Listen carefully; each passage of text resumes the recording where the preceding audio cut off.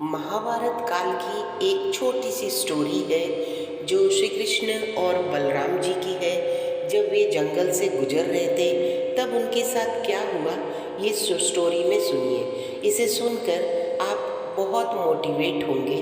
इसीलिए चलिए मैं आपको एक छोटी सी स्टोरी सुनाती हूँ।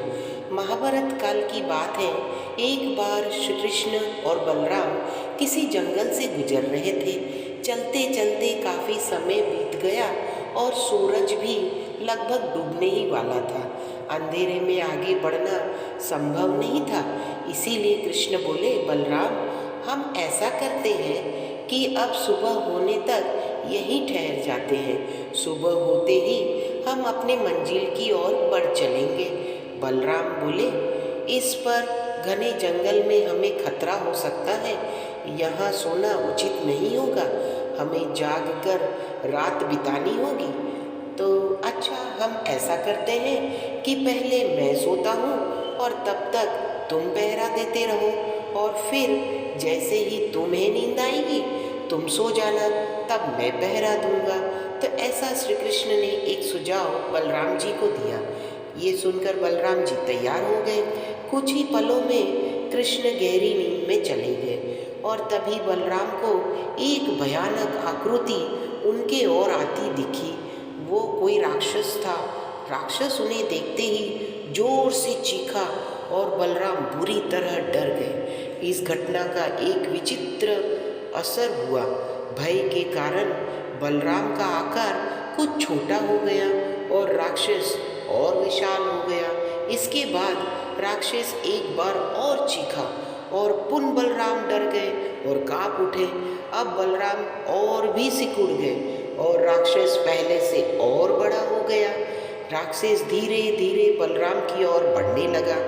बलराम पहले से ही भयभीत थे और उस विशालकाय राक्षस को अपनी ओर आता देखकर चीख पड़े, कृष्णा कृष्णा, और चीखते ही वहाँ मूर्छित होकर गिर पड़े।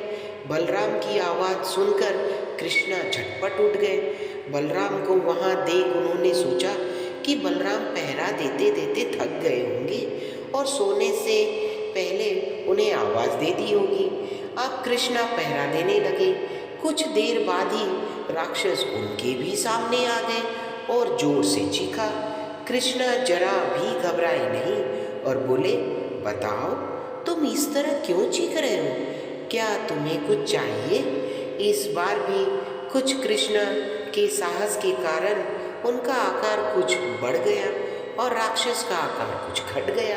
राक्षस को पहली बार कोई ऐसा मिला था जो उनसे बिल्कुल नहीं डर रहा था।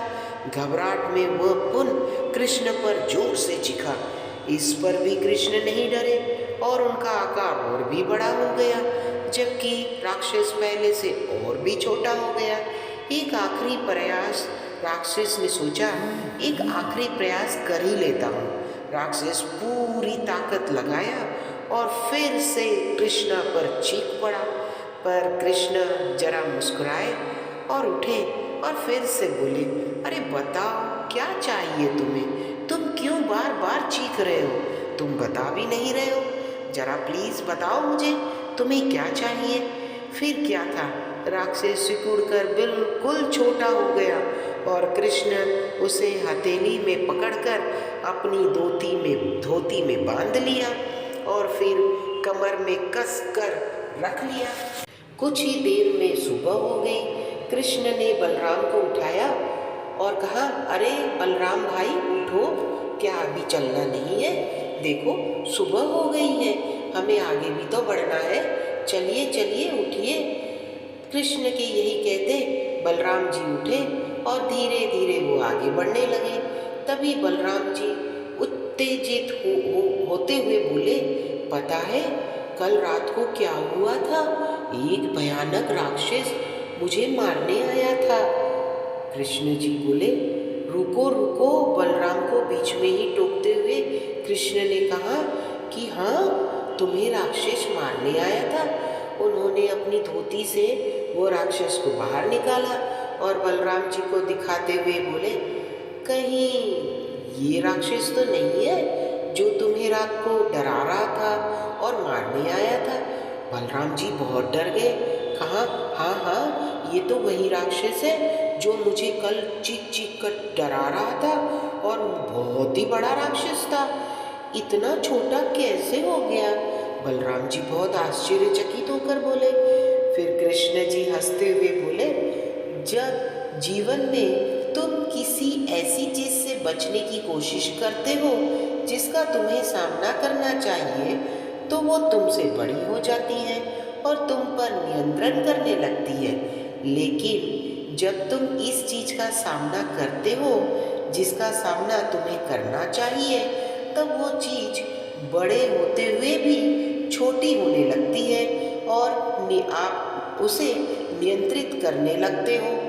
दोस्तों, ये राक्षस दरअसल हमारी जिंदगी में आने वाली चुनौतियां हैं। अगर हम ऐसी चुनौतियों से डरते रहे और उसे टालते रहे तो वो और बड़ी बड़ी बड़ी होती जाएगी। लेकिन अगर हम चुनौतियों का सामना करें तो वो चुनौती बड़ी कितनी भी क्यों ना हो, छोटी छोटी होकर एक दिन आपके कंट्रोल में आ जाएगी। इसीलिए हमें इनका साहसपूर्वक सामना करना चाहिए ताकि हम उन पर काबू पा सकें। इस प्रकार चुनौतियों का डट के सामना करने से ही वो छोटी सी हो जाएगी, जिससे हम आसानी से उस पर नियंत्रण रख सकते हैं।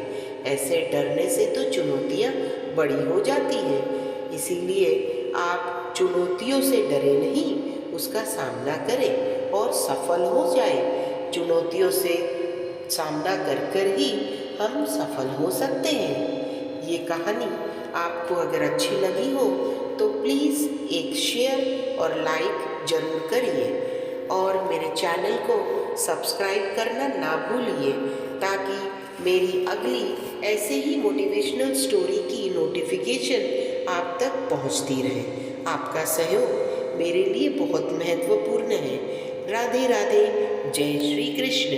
आपका दिन शुभ शुभ हो।